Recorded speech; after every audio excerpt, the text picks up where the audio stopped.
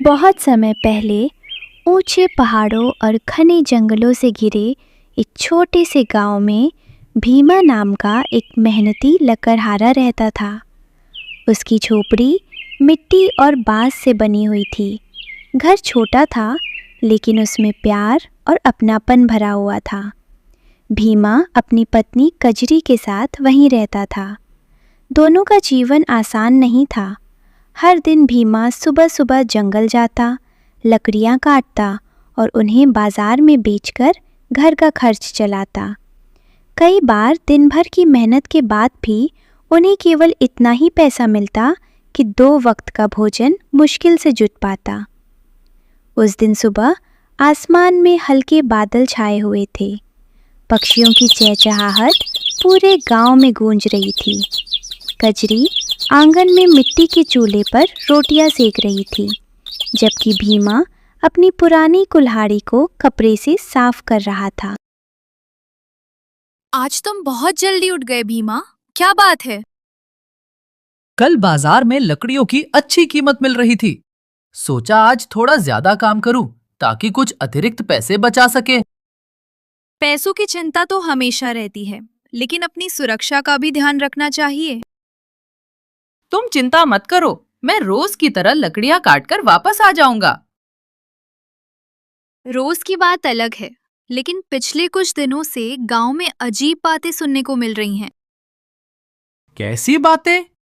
कल शाम कुएं पर गांव की औरतें कह रही थीं कि जंगल के अंदर किसी ने नीली चमकती रोशनी देखी है। कुछ लोग तो उसे जादू भी बता रहे हैं। गांव वालों को कहानियां बनाना बहुत पसंद है। हो सकता है किसी ने जुगनुओं को देखकर बात फैला दी हो। शायद, लेकिन मेरे मन को जाने क्यों अच्छा नहीं लग रहा। डरने की कोई बात नहीं है कजरी। मैंने उस जंगल में बचपन से काम किया है। वहां का हर रास्ता मुझे याद है। कजरी चुप हो गई। उसने एक कपड़े में रोटियां, थोड़ा गुड़ और प्याज बांधकर भीमा को दिया। ठीक है, लेकिन खाना समय पर खा लेना। कई बार काम में इतने खो जाते हो कि खाना भी भूल जाते हो। अगर तुम्हारे हाथ की रोटियां हो तो भला मैं कैसे भूल सकता हूँ। ये सुनकर कजरी मुस्कुरा दी। गरीबी के बावजूद दोनों हमेशा एक दूसरे का हौसला बढ़ाते थे। भीमा ने कुल्हाड़ी उठाई और दरवाजे की ओर बढ़ा। सुनो, आज जंगल के बहुत अंदर मत जाना। कोशिश करूंगा, लेकिन अगर अच्छी लकड़ियां अंदर मिली तो थोड़ा आगे जाना पड़ सकता है। बस सावधान रहना। मैं वादा करता हूँ कि शाम होने से पहले वापस लौट आऊंगा। भीमा ने मुस्कुराकर कजरी को देखा और जंगल की ओर चल पड़ा। कजरी दरवाजे पर खड़ी उसे दूर तक जाते हुए देखती रही। उसे बिल्कुल अंदाजा नहीं था कि आज भीमा को जंगल में कुछ ऐसा मिलने वाला है जो उनकी किस्मत बदल देगा। उसी समय गांव से बहुत दूर घने जंगल के बीचों बीच एक रहस्यमयी नीली झील का पानी धीरे धीरे चमकने लगा। झील की सतह से उठती नीली रोशनी पेड़ों के बीच फैल रही थी, मानो किसी खास इंसान का इंतजार कर रही हो। सुबह का समय था। सूरज की सुनहरी किरणें पेड़ों की शाखाओं के बीच से छनकर धरती पर पड़ रही थीं। भीमा अपनी कुल्हाड़ी कंधे पर रखे गांव से दूर जंगल की ओर बढ़ रहा था। रास्ते में हरे भरे खेत, छोटे छोटे तालाब और चरती हुई गायें दिखाई दे रही थीं। गांव के बाहर निकलते ही जंगल का रास्ता शुरू हो गया। ये वही जंगल था जहां भीमा वर्षों से लकड़ियां काटने आता था। उसे यहाँ के लगभग हर पेड़ और हर पगडंडी की पहचान थी। चलते चलते भीमा एक पुराने बरगद के पेड़ के पास पहुंचा। उसने कुछ क्षण रुककर आसपास नजर दौड़ाई। आमतौर पर इस समय जंगल पक्षियों की आवाज़ों से गूंजता रहता था, लेकिन आज माहौल कुछ अलग था।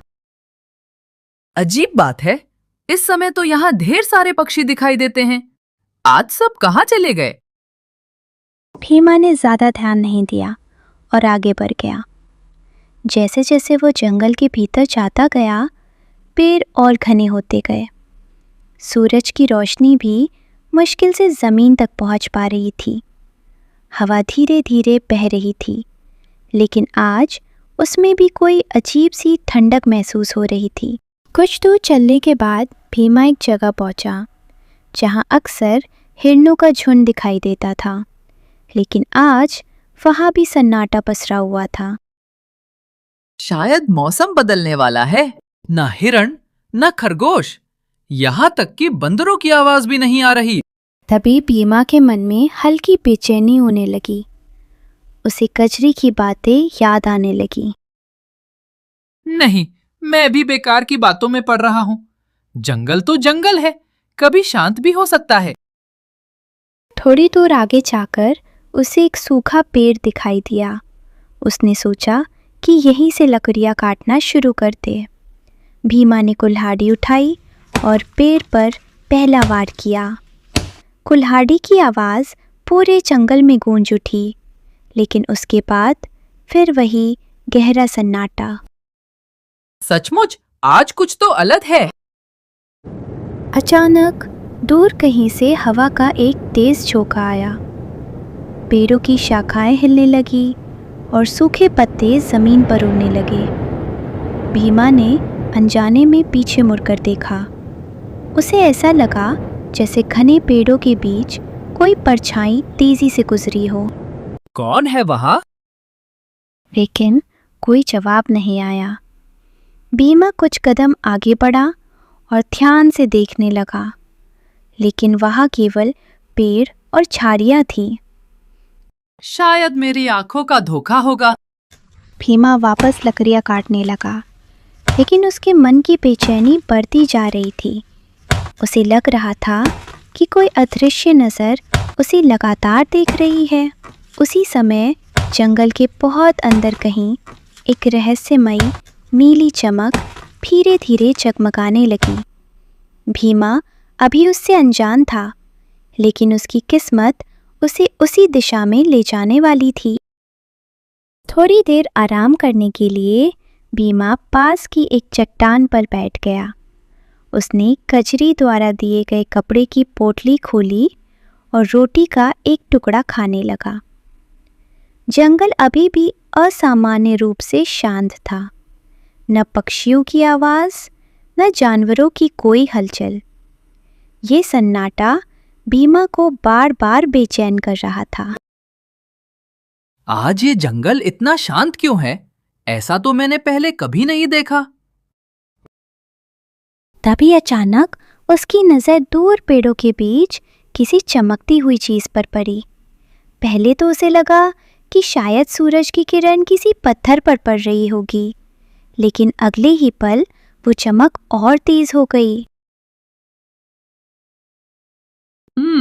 ये क्या है? भीमा खड़ा हो गया और ध्यान से उस दिशा में देखने लगा।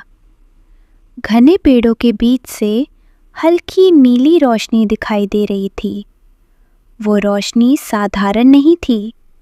ऐसा लग रहा था जैसे कोई नीला तारा जंगल के बीच उतर आया हो। ये कैसी रोशनी है? मैंने पहले कभी नहीं देखी। कुछ क्षण तक भीमा वहीं खड़ा उसे देखता रहा। रोशनी कभी तेज हो जाती तो कभी हल्की पड़ जाती, मानो वो उसे अपनी ओर बुला रही हो। अचानक उसे कजरी की बात याद आई। क्या ये वही रोशनी हो सकती है जिसके बारे में गांव वाले बातें कर रहे थे? उसका मन कह रहा था कि वो तुरंत गांव लौट जाए, लेकिन दूसरी ओर उसकी जिज्ञासा उसे आगे बढ़ने के लिए मजबूर कर रही थी। अगर मैं बिना देखे लौट गया तो शायद जिंदगी भर सोचता रहूंगा कि ये क्या था। भीमा ने अपनी कुल्हाड़ी मजबूती से पकड़ी और धीरे धीरे उस दिशा में चलने लगा जहां से रोशनी आ रही थी। जैसे जैसे वो आगे बढ़ रहा था, जंगल और घना होता जा रहा था। पेड़ों की टेढ़ी मेढ़ी शाखाएं रास्ते को ढक रही थी। जमीन पर सूखे पत्तों की मोटी परत बिछी हुई थी। अचानक हवा का एक ठंडा झोंका उसके चेहरे से टकराया। ये कैसी ठंडी हवा है? अभी तो मौसम इतना ठंडा भी नहीं है। भीमा ने इधर उधर देखा। उसे ऐसा महसूस हुआ जैसे जंगल की हर चीज उस रहस्यमयी रोशनी की ओर इशारा कर रही हो। अब नीली चमक पहले से कहीं ज्यादा साफ दिखाई देने लगी थी। जो भी है, आज मुझे इसका रहस्य जानकर ही रहना होगा। भीमा सावधानी से कदम बढ़ाता हुआ उस चमक के पीछे चल पड़ा। उसे बिल्कुल अंदाजा नहीं था कि ये नीली रोशनी उसे एक ऐसे रहस्य तक पहुंचाने वाली है जो सदियों से जंगल की गहराइयों में छिपा हुआ था। रहस्यमयी नीली रोशनी का पीछा करते हुए भीमा धीरे धीरे जंगल के और भी गहरे हिस्से में पहुंच गया। ये वो जगह थी जहां वो पहले कभी नहीं आया था। यहाँ के पेड़ बहुत ऊंचे और घने थे। उनकी शाखाएं आपस में इस तरह जुड़ी हुई थी कि सूरज की रोशनी भी मुश्किल से जमीन तक पहुंच पा रही थी। भीमा सावधानी से आगे बढ़ रहा था। उसके पैरों के नीचे सूखे पत्ते चरमरा रहे थे और चारों ओर एक अजीब सा सन्नाटा फैला हुआ था। मैं जंगल के इस हिस्से में पहले कभी नहीं आया। आखिर ये रोशनी कहाँ से आ रही है? जैसे जैसे वो आगे बढ़ता गया, नीली चमक और तेज होती गई। अब ऐसा लग रहा था मानो पूरा जंगल उसी रोशनी से जगमगा रहा हो। अचानक पेड़ों की घनी दीवार खत्म हो गई और भीमा एक खुली जगह पर पहुंच गया। वहां का दृश्य देखकर उसके कदम वहीं रुक गए। अरे, ये तो उसके सामने एक विशाल और अद्भुत झील थी। झील का पानी सामान्य पानी की तरह नहीं दिख रहा था। उसका रंग गहरा नीला था और उसकी सतह पर एक जादुई चमक फैल रही थी। झील के चारों ओर रंग बिरंगे फूल खिले हुए थे। किनारे पर खड़े पेड़ों की परछाइयां पानी में झिलमिला रही थीं। ये तो एक सुंदर नीली झील है। भीमा मंत्रमुग्ध होकर झील को देखने लगा। उसने अपने जीवन में बहुत सारी नदियां और तालाब देखे थे, लेकिन ऐसी झील कभी नहीं देखी थी। झील के बीचों बीच नीले कमल के फूल खिले हुए थे। उनकी पंखुड़ियों से हल्की नीली रोशनी निकल रही थी, जो पूरे वातावरण को रहस्यमय बना रही थी। क्या यही रोशनी का स्रोत है? ये कैसा पानी है? ऐसा तो मैंने कभी नहीं देखा। भीमा धीरे धीरे झील के किनारे आगे बढ़ा। उसकी आंखें अब भी उस अद्भुत दृश्य पर टिकी हुई थी। जितना वो झील को देखता, उतना ही उसे यकीन नहीं होता कि ऐसी जगह सचमुच इस जंगल में मौजूद हो सकती है। झील का पानी बिल्कुल शांत था, मानो कांच का एक विशाल दर्पण हो। उसकी सतह पर हल्की नीली चमक लहरों के साथ नृत्य कर रही थी। ऐसा लग रहा था जैसे हजारों छोटे छोटे सितारे पानी के भीतर चमक रहे हों। झील के बीचों बीच दर्जनों नीले कमल खिले हुए थे। उनके फूल सामान्य कमलों से कहीं अधिक बड़े और सुंदर थे। हर कमल की पंखुड़ियों से हल्की नीली रोशनी निकल रही थी, जो पूरे वातावरण को किसी जादुई दुनिया जैसा बना रही थी। हवा के हल्की झोंकों के साथ कमल धीरे धीरे हिल रहे थे और उनकी चमक पानी पर लहरों की तरह फैल रही थी। इतनी अद्भुत झील, इसके बारे में गांव में किसी ने कभी क्यों नहीं बताया? भीमा के मन में कई सवाल उठने लगे। वो बचपन से इसी गांव में रहता था। उसने जंगल का लगभग हर कोना देखा था, लेकिन इस झील का नाम तक कभी नहीं सुना था। अगर ये झील यहाँ वर्षों से है, तो गांव वालों को इसके बारे में जरूर पता होना चाहिए था। भीमा कुछ कदम आगे बढ़ा और झील के किनारे बैठ गया। उसने ध्यान से पानी की ओर देखा। अचानक उसे पानी के भीतर कुछ चमकता हुआ दिखाई दिया। ये क्या है? क्या सचमुच वहां कुछ था?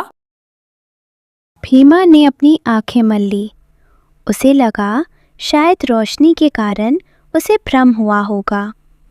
तभी झील के ऊपर उड़ती हुई एक नीली तितली उसके पास आकर मंडराने लगी। वाह, मैंने ऐसी तितली भी पहले कभी नहीं देखी। तितली कुछ देर उसके आसपास उड़ती रही और फिर झील के बीच खिले एक बड़े कमल पर जाकर बैठ गई। जैसे ही वो कमल पर बैठी, कमल की चमक पहले से ज्यादा तेज हो गई।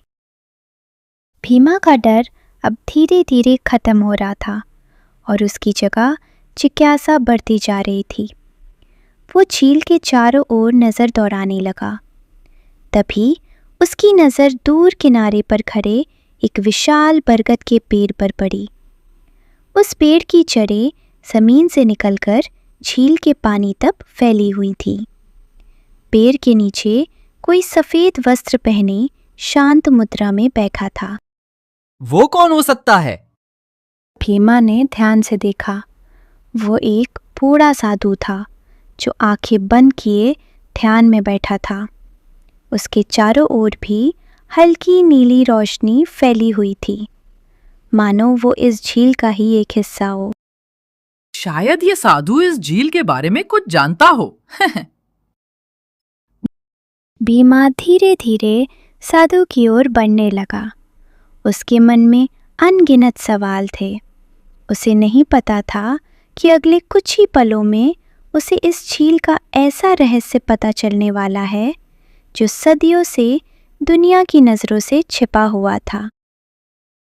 भीमा सावधानी से उस विशाल बरगद के पेड़ की ओर बढ़ने लगा। पेड़ बहुत पुराना था। उसकी मोटी जड़ें जमीन से निकलकर झील के पानी तक फैली हुई थीं। पेड़ के नीचे सफ़ेद वस्त्र पहने एक बूढ़ा साधु पद्मासन में बैठा ध्यान कर रहा था। साधु की लंबी सफ़ेद दाढ़ी उसकी छाती तक पहुंच रही थी। उसके चेहरे पर एक अद्भुत शांति थी। ऐसा लग रहा था मानो वो वर्षों से इसी स्थान पर बैठा हो। भीमा कुछ दूरी पर रुक गया। वो समझ नहीं पा रहा था कि साधु से बात करे या नहीं। तभी अचानक साधु ने धीरे धीरे अपनी आंखें खोली। उनकी आंखों में एक अजीब चमक थी, मानो उन्हें सब कुछ पहले से पता हो। आ ही गए तुम भीमा। आप मेरा नाम जानते हैं? केवल तुम्हारा नाम ही नहीं, मैं तुम्हारे बारे में बहुत कुछ जानता हूं। लेकिन मैंने आपको पहले कभी नहीं देखा। आप कौन हैं? मैं इस रहस्यमयी झील का रक्षक नहीं हूं, लेकिन इसके रहस्यों का साक्षी जरूर हूं। रहस्य? आखिर इस झील में ऐसा क्या रहस्य छिपा है? पहले मुझे ये बताओ, जब तुमने इस झील को देखा तो तुम्हें क्या महसूस हुआ? मुझे ऐसा लगा जैसे ये कोई साधारण झील नहीं है। यहाँ सब कुछ अलग है। पानी, कमल, रोशनी, सब कुछ। तुम्हारा अनुमान सही है। ये झील साधारण नहीं है। ये सदियों पुरानी जादुई झील है। क्या इसलिए इसकी चमक पूरे जंगल में दिखाई देती है? हाँ, लेकिन इसकी चमक केवल वही लोग देख सकते हैं जिनका भाग्य इस झील से जुड़ा होता है। भाग्य से जुड़ा? मैं कुछ समझा नहीं। भीमा, इस झील ने तुम्हें यहां बुलाया है। मुझे बुलाया है? कई वर्षों से ये झील एक ऐसे व्यक्ति की प्रतीक्षा कर रही थी जो लालची ना हो, जिसका दिल साफ हो और जो दूसरों की भलाई के बारे में सोचता हो। लेकिन मैं तो एक साधारण लकड़हारा हूं। यही तुम्हारी सबसे बड़ी ताकत है। भीमा चुप हो गया। उसे समझ नहीं आ रहा था कि साधु उसकी इतनी प्रशंसा क्यों कर रहे हैं। अगर ये सब सच है तो फिर इस झील का रहस्य क्या है? इस झील की गहराइयों में एक ऐसा रहस्य छिपा है जिसके बारे में आज तक बहुत कम लोग जानते हैं। कैसा रहस्य? एक ऐसा रहस्य जो तुम्हारी किस्मत बदल सकता है, लेकिन साथ ही तुम्हें बड़ी परीक्षा में भी डाल सकता है। परीक्षा? हाँ बीमा, हर खजाना केवल धन नहीं लाता। कभी कभी वो इंसान के दिल की सच्चाई भी परखता है। भीमा के मन में डर और उत्सुकता दोनों बढ़ने लगे। उसे महसूस हो रहा था कि वो किसी बहुत बड़े रहस्य के करीब पहुंच चुका है। झील की नीली चमक पहले से और तेज हो गई थी, मानो वो भी इस बातचीत को सुन रही हो। अगर तुम सच जानना चाहते हो तो तुम्हें साहस, धैर्य और सच्चाई का साथ कभी नहीं छोड़ना होगा। मैं सच जानना चाहता हूँ, चाहे जो भी हो। साधु मुस्कुराए। उन्हें मानो इसी जवाब का इंतजार था, लेकिन भीमा अभी नहीं जानता था कि अगले ही पल उसे उस प्राचीन खजाने के बारे में पता चलने वाला है, जो सदियों से नीली झील की गहराइयों में छिपा हुआ था। साधु की बातें सुनकर भीमा की उत्सुकता और बढ़ गई। वह बरगद के पेड़ के नीचे साधु के सामने बैठ गया। झील का नीला पानी शांत था, लेकिन उसकी चमक अब पहले से अधिक रहस्यमयी लग रही थी। हवा धीरे धीरे बह रही थी और झील के बीच खिले नीले कमल हल्के हल्के झूम रहे थे। ऐसा लग रहा था मानो पूरा जंगल साधु की कहानी सुनने के लिए शांत हो गया हो। महाराज, कृपया मुझे सब सच सच बताइए। इस झील में ऐसा कौन सा रहस्य छिपा है? बहुत वर्षों पहले, जब ये जंगल आज जितना घना नहीं था, तब यहां एक समृद्ध राज्य हुआ करता था। उस राज्य का राजा न्यायप्रिय और दयालु था। उसकी प्रजा उससे बहुत प्रेम करती थी। भीमा ध्यान से हर बात सुन रहा था। राजा के पास अपार धन दौलत थी। सोना, चांदी, हीरे और अनमोल रत्न उसके खजाने में भरे हुए थे। लेकिन राजा को अपने धन पर कभी घमंड नहीं था। फिर उस राज्य का क्या हुआ? एक दिन पड़ोसी राज्यों के लालची राजाओं को उस खजाने के बारे में पता चल गया। उन्होंने राज्य पर हमला कर दिया। राजा समझ गया कि अगर खजाना गलत हाथों में चला गया तो उसका उपयोग बुराई के लिए होगा। इसलिए उसने राज्य की सबसे शक्तिशाली रक्षक परी की मदद मांगी। रक्षक परी?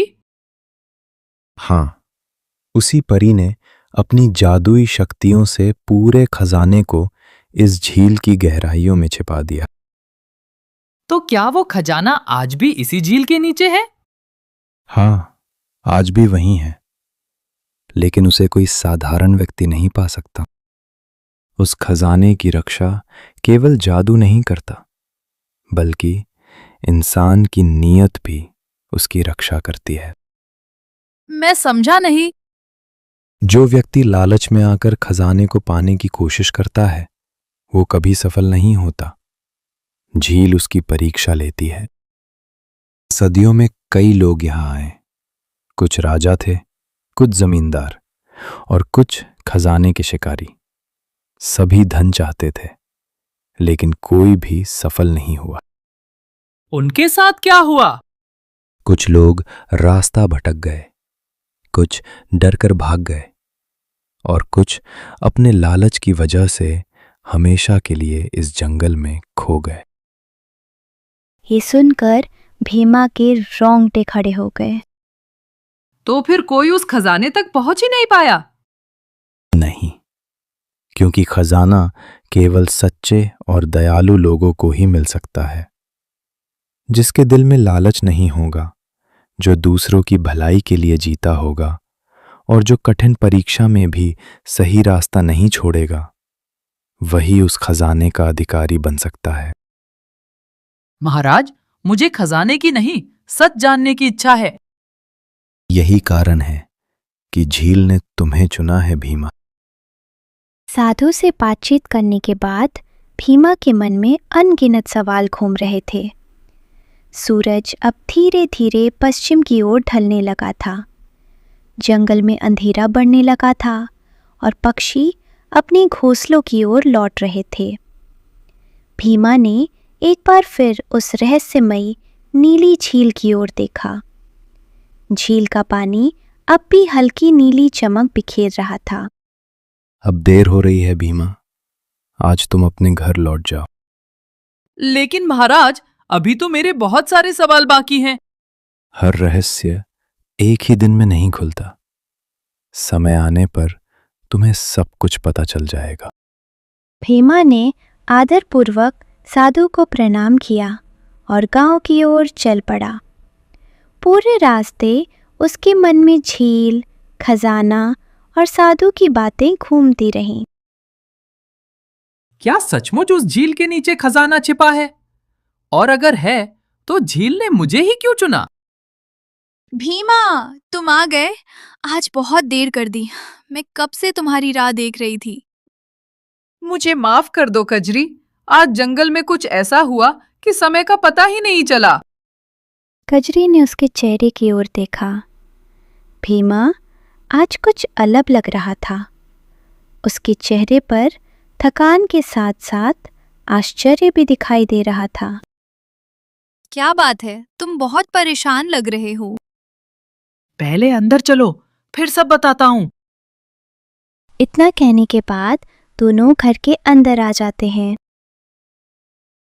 अब बताओ, आखिर हुआ क्या है? भीमा ने गहरी सांस ली और सुबह से लेकर अब तक की सारी घटना विस्तार से सुनानी शुरू की। उसने जंगल के अजीब सन्नाटे, रहस्यमयी नीली रोशनी, जादुई झील, नीले कमलों और पूरे साधु के बारे में एक एक बात कजरी को बता दी। क्या जंगल के अंदर एक नीली झील? हाँ, और वो कोई साधारण झील नहीं थी। उसका पानी चमक रहा था। और साधु ने सचमुच तुम्हारा नाम लिया? हाँ, उन्होंने मुझे देखते ही नाम से पुकारा। ये तो किसी चमत्कार जैसा लगता है। कजरी, कल तुम भी मेरे साथ चलना। ठीक है, मैं तुम्हारे साथ चलूंगी। बातें करने के बाद दोनों सो जाते हैं।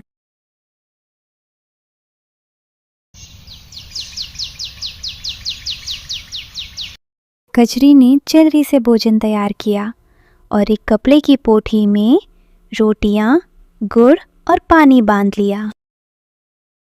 पता नहीं हमें वहां कितना समय लग जाए, इसलिए कुछ खाने का सामान साथ ले चलते हैं। तुम ठीक कह रही हो, जंगल का रास्ता लंबा है। फिर दोनों जंगल की ओर चल पड़े। जैसे जैसे वे जंगल के करीब पहुंचते गए, वातावरण बदलने लगा। पेड़ घने होते जा रहे थे और हवा में एक अजीब सी ठंडक महसूस हो रही थी। थोड़ी देर बाद दोनों वही झील के पास पहुंच गए और चारों ओर देखने लगे। भीमा, साधु महाराज कहीं दिखाई नहीं दे रहे। अजीब बात है, उन्होंने तो कहा था कि समय आने पर सब रहस्य खुल जाएंगे। तभी अचानक पानी में हलचल होने लगी और नीलपरी प्रकट हुई। स्वागत है भीमा और कजरी। ये सुनकर दोनों चौंक गए। आप हमारा नाम कैसे जानती हैं? मैं इस झील की हर लहर को जानती हूँ। जो भी यहाँ आता है उससे मैं अनजान नहीं रहती। मैं इस झील की रक्षक मील परी हूँ। भीमा और कजरी एक दूसरे की ओर देखने लगे। उन्हें विश्वास नहीं हो रहा था कि उनके सामने सचमुच एक जादुई परी खड़ी है। तो क्या साधु महाराज ने जो कुछ बताया था वो सब सच था? हाँ भीमा, उन्होंने तुमसे कोई झूठ नहीं कहा। सदियों से मैं इस झील और इसके रहस्य की रक्षा कर रही हूँ। मिलपरी और भीमा और कजरी बातें कर ही रहे थे कि जंगल में से किसी के करहाने की आवाज सुनाई आने लगी।